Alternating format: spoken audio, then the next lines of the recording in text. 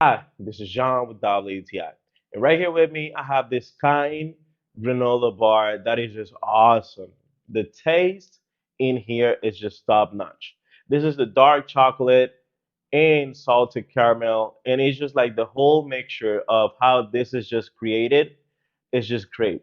So I constantly have cravings that I want something sweet, but at the same time, right now I'm trying to cut down a little bit on the calories.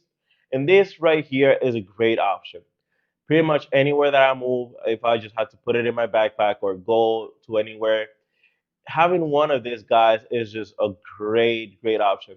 So, like I said, dark chocolate, pretty good. The caramel, awesome, salted. So it's gonna give you a really nice mix of flavors that's not gonna feel too sugary, and at the same time, the nuts, the crunchiness, and the whole experience of this granola bar is just awesome. So this was John with WTI, and that was my point of view.